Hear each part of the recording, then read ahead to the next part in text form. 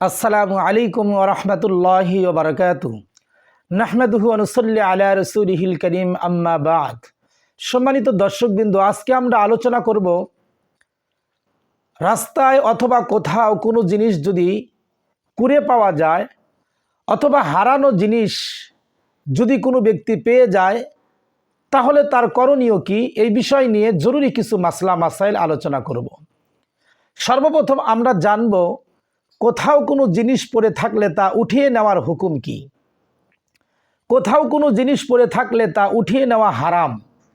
যদি উঠাতেই হয় তাহলে এই নিয়তে উঠাবে যে এর প্রকৃত মালিককে খোঁজ করে দিয়ে দিব।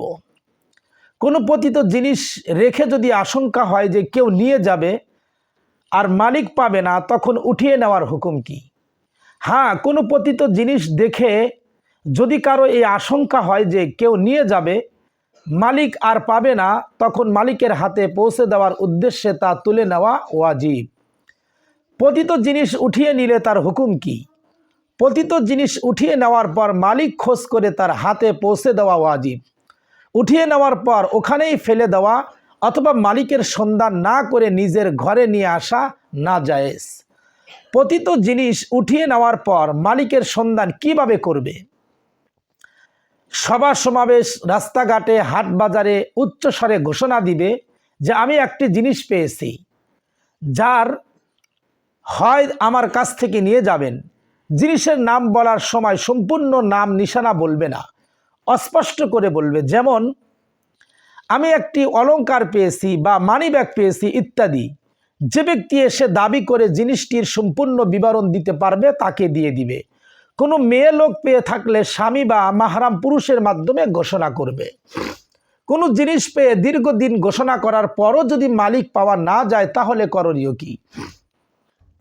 দীর্ঘদিন ঘোষণা করার এবং অনেক খোঁজাখুঁজির পরও যদি মালিক পাওয়া না যায় এবং পাওয়ার আশাও না থাকে, তাহলে নিজের কাছে না রেখে ফকির মিসকিনকে দিয়ে দিবে। আর যদি নিজেই মিসকিন হয় তাহলে নিজেই ব্যবহার করতে পারবে।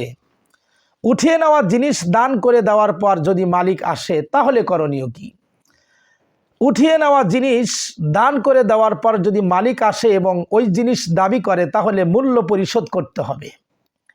আর যদি দান করাটাই মেনে নেয় তাহলে দানের সওয়াব সে পেয়ে যাবে।